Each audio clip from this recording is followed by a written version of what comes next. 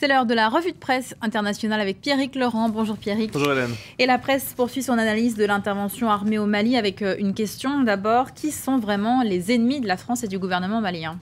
S'agit-il de nationalistes ou d'islamistes, se demande The International Herald Tribune. L'Occident présente l'opération comme une guerre contre les djihadistes, mais le cœur du problème, rappelle le quotidien, ce sont les revendications nationalistes des Touaregs. Depuis les années 60, ceux qui peuplent le nord du Mali se soulèvent régulièrement contre le pouvoir central, mais leur demande d'autonomie n'a jamais été entendue malgré plusieurs accords jamais respectés. Touaregs et islamistes ont donc fini par s'allier ces derniers mois, et il est désormais peut-être trop tard pour que les troupes occidentales fassent la distinction entre djihadistes et les éléments les plus modérés parmi les Touaregs. Et toujours sur ce dossier, le ministre des Affaires étrangères français, Laurent Fabius, il était hier aux Émirats Arabes Unis. Objectif, réclamer l'aide des pays du Golfe pour cette intervention au Mali. L'occasion pour le journal The Independent de se pencher sur l'étrange lien qui s'est construit depuis les révolutions arabes entre l'Occident et les pays du Golfe. Les rois et les émirs de la région sont devenus des alliés naturels de l'Occident qui financent et soutiennent des révolutions démocratiques en Libye ou en Syrie, alors qu'eux-mêmes dirigent des États parmi les moins démocratiques au monde. Mais voilà, les pays du Golfe ont de l'argent, beaucoup d'argent, et pour en profiter, l'Occident semble prêt à fermer les yeux sur leur régime politique. La presse s'arrête aussi ce matin sur la situation au Pakistan où la Cour suprême a émis un mandat d'arrêt hier contre le Premier ministre. L'ancienne présidente de la Cour suprême s'exprime justement sur le site pakistanais dawn.com. Selon elle, ce mandat d'arrêt n'est pas une coïncidence, alors que des milliers de partisans de l'opposition réclament la chute du pouvoir à Islamabad.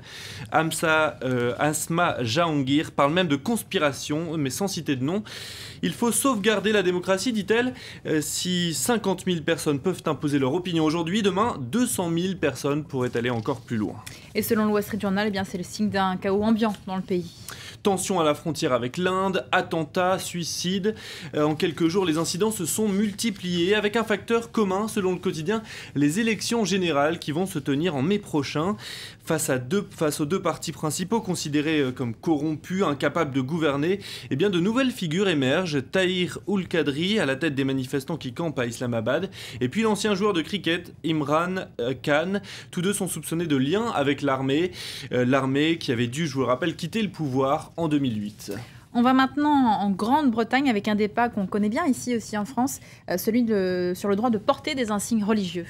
La Cour européenne des droits de l'homme vient en fait de donner raison à une employée de British Airways. La compagnie lui avait interdit de porter une croix autour du cou.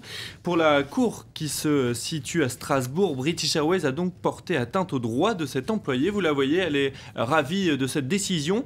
Le gouvernement britannique est désormais pressé de revoir ses lois sur les symboles religieux au travail pour se conformer au verdict de la Cour européenne de justice au 10 Downing Street. On promet de regarder cela de près.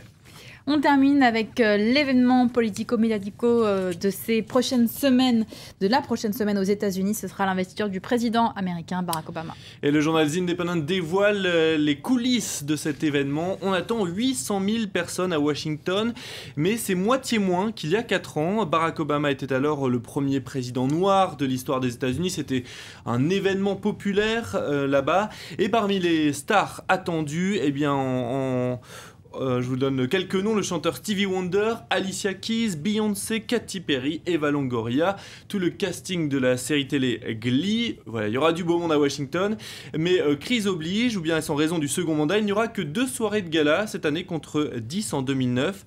Alors je ne sais pas si vous avez déjà votre invitation pour être présente à Washington, non? Non, j'ai pas eu ce plaisir.